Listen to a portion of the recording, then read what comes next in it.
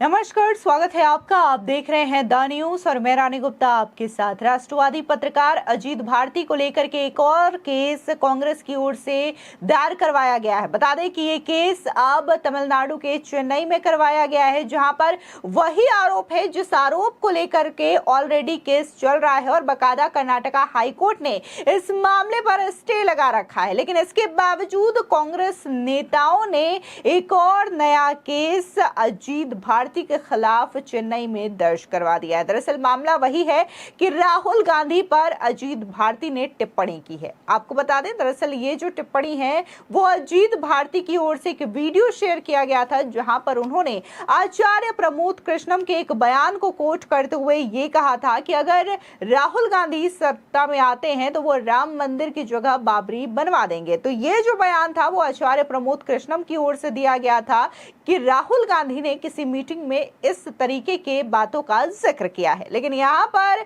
कुछ लोगों की ओर से वीडियो क्लिप शेयर किए जाते हैं आधे अधूरे नॉलेज की ओर से, जिसके बाद अजीत भारती के खिलाफ ये केस दर्ज कर दिया जाता है। आपको बता दें, अब जब अजीत भारती पर यह केस दर्ज किया गया है सेम मामले को लेकर के, तो वहीं दूसरी ओर एक ऐसा भी तबका है जो ये कह रहा है कि क्या कांग्रेस पार्टी एक राष्ट्रवादी पत्रकार से इतना खौफ खा रही है कि एक ही मामले को लेकर के अलग अलग राज्यों में अलग अलग केसेस दर्ज कर रही है। सीधे तौर पर पत्रकार अजीत भारती के समर्थन में भी कई सारे लोग यहां पर दिखाई दे रहे हैं। कई सारे पत्रकार पिछले दिनों भी अजीत भारती के समर्थन में खड़े नजर आए थे और ये कह रहे थे कि वो उनके साथ खड़े हैं और पूरी तरीके से उनकी मदद करेंगे। तो वहीं दूसरी ओर बीजेपी के राष्ट्रीय प्रवक्ता शहजाद पूनावाला भी बकायदा अजीत भारती के साथ खड़े नजर आ रहे हैं और पूरी तरीके से उन्हें लीगल सपोर्ट देते हुए भी दिखाई दे रहे हैं। दरअसल आपको बता दें कि अभी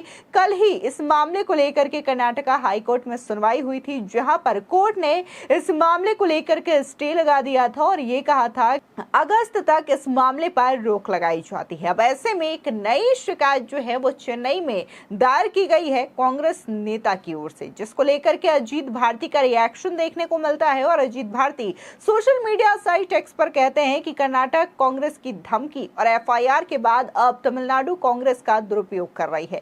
जिस केस में कर्नाटक हाईकोर्ट ने स्टे का आदेश दे रखा है उस पर कथित घटना और केस पर स्टे के बावजूद दूसरे राज्य में केस करने का आखिर क्या तुक बनता है। भेजो पुलिस, मैं वहीं मिलूंगा।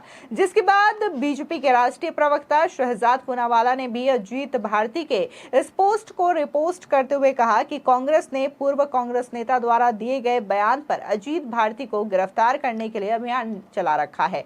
उत्तर प्रदेश में उन्हें परेशान करने के लिए कर्नाटक से पुलिस को भेजा जाता है। उत्तर प्रदेश की पुलिस कर्नाटका पुलिस के इस प्रयास को विफल कर देती है। फिर कर्नाटक हाईकोर्ट ने अजीत के खिलाफ बलपूर्वक कार्रवाई और जांच पर रोक लगा दी। इसलिए कांग्रेस पार्टी ने तमिलनाडु में उसी मुद्दे और तथ्यों पर मामला दर्ज कर दिया। हम इसे कानूनी रूप से लड़ेंगे, लेकिन क्या ये राजनीतिक शक्ति के दुरुपयोग और पुलिस के दुरुपयोग का सबसे खराब रूप नहीं है? क्या उदाहरण नहीं है? एक ही मुद्दे पर 1000 एफआईआर दर्ज करना जब हाईकोर्ट के द्वारा जांच पर रोक लगाई गई है, यह अवैध और असंवैधानिक है। आमतौर पर सुप्रीम कोर्ट और अदालतें पत्रकारों को दुर्भावनापूर्ण मुकदमों से बचाने के लिए बहुत ही ज्यादा एक्टिव रहती है, लेकिन तमिलनाडु में जो पत्रकारों और यूट्यूबर्स को परेशान किया जा रहा है, ऐसा लगता है कि कुछ पत्रकारों के पास कॉकटेल जो पत्रकार पीते हैं, एलिट क्लास के जो पत्रकार होते हैं,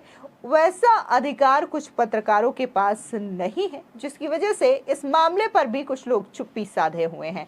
हम इसका मुकाबला करेंगे कानूनी रूप से भी और राजनीतिक रूप से भी। आपको बता दें, दरअसल देखने को मिला था कि कर्नाटका हाईकोर्ट ने यूट्यूबर पत्रकार अजीत भारती के खिलाफ शुरू की गई कार्रवाई पर रोक लगाने वाले अपने अंतरिम आदेश को 8 अगस्त तक के लिए बढ़ा दिया है। अजीत भारती पर कांग्रेस के नेता राहुल गांधी के खिलाफ टिप्पणी वाले वीडियो ट्वीट को पोस्ट करने के आरोप है। बता दें कि इस मामले में आईपीसी की धारा 153A 502(2) के तहत आरोप लगाया गया है। दरअसल अजीत भारती पर यह कार्रवाई बीके बोपन्ना नामक एक व्यक्ति के द्वारा 15 जून को बेंगलुरु के हाई ग्राउंड्स पुलिस स्टेशन में शिकायत दर्ज कराए जाने के बात की गई।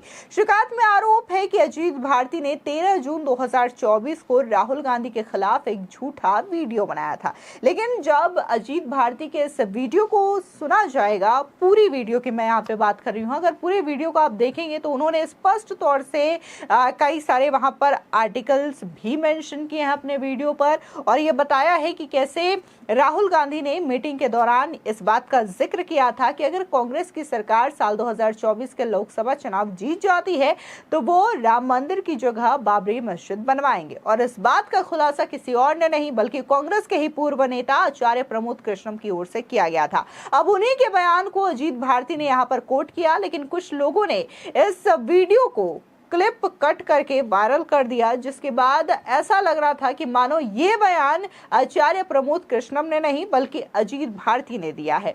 फिर क्या था, इसी मामले को लेकर के कर्नाटका में कांग्रेस नेता की ओर से एफआईआर अजीत भारती के खिलाफ दर्ज करवा दी जाती है और बकायदा कर्नाटक की पुलिस जो है वो उत्तर प्रदेश के नोएडा आती है ताकि पत्रकार अजीत भारती को गिरफ्तार किया जा सके। लेकिन इससे पहले एक नियम होता है कि यदि किसी दूसरे स्टेट की पुलिस कहीं और स्टेट में जा रही है किसी शख्स को गिरफ्तार करने के लिए या फिर नॉर्मली अगर पूछताछ करने के लिए भी, तो वहां पर लोकल थाने को इन्फॉर्म किया जाता है, लोकल पुलिस को बताया जाता है और हो सकता है कि लोकल पुलिस भी उनके साथ उस शख्स के घर पर जाती है। लेकिन यहां पर कर्नाटका पुलिस की ओर से नोएडा पुलिस और उत्तर प्रदेश पुलिस को कोई भी इंफॉर्मेशन नहीं दी जाती, कोई भी चीज नहीं बताई जाती कि वो अजीत भारती के घर जा रहे हैं या फिर उनसे मिलने जा रहे हैं या पूछताछ करने जा रहे हैं। जिसके बाद अजीत भारती नोएडा पुलिस को ये पूरे वाकये के बारे में बताते हैं और नोएडा पुलिस वहां पर आती है, जिसके बाद कर्नाटका पुलिस को अपने साथ ले जाती है। हालांकि बाद में अजीत भारती ने कई सारे टीवी चैनल्स को इंटरव्यू दिए थे जिसमें उन्होंने साफ ये बताया कि कैसे कर्नाटक पुलिस जो है वो अपने ड्रेस में भी नहीं आई थी, अपने यूनिफॉर्म में भी नहीं आई थी, बल्कि वो नॉर्मल सिविल ड्रेस में आई थी ताकि लोगों को पता ना चल सके। उन्होंने साफ तौर से ये भी कहा कि पता नहीं कर्नाटका पुलिस की क्या मंशा थी। जब नोएडा पुलिस आई तो उन्होंने कहा कि वो बस नोटिस थमाने के लिए आए थे, लेकिन जिस मंशा से कर्नाटका पुलिस मेरे घर पर आई बिना नोएडा पुलिस को इन्फॉर्म कर रहे, तो उनकी मंशा कुछ और ही लग रही थी।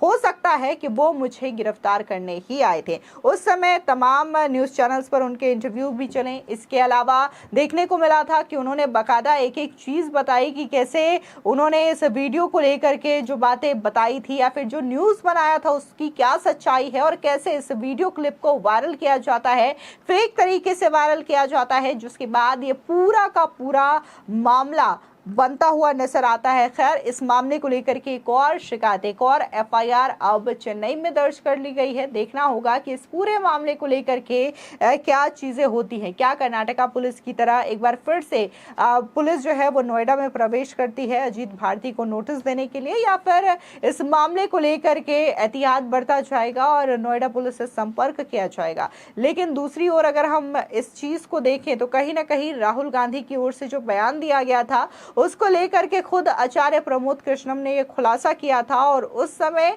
इस बयान को बड़ी गंभीरता से देखा जा रहा था, क्योंकि उन्होंने स्पष्ट तौर से ये कहा था शाहबानो केस का उदाहरण देते हुए कि जिस तरीके से सुप्रीम कोर्ट के फैसले को पलट दिया गया था पूर्व प्रधानमंत्री राजीव गांधी की ओर से शाहबानो केस में, ठीक उसी तरीके से एक नया कानून ला करके राहुल गांधी भी सुप्रीम कोर्ट के द्वारा दिए गए राम मंदिर के फैसले को पलट सकते हैं। फिलहाल इस पूरे मामले को लेकर के आपकी क्या राय है, हमारे कमेंट सेक्शन में जरूर बताएं। धन्यवाद।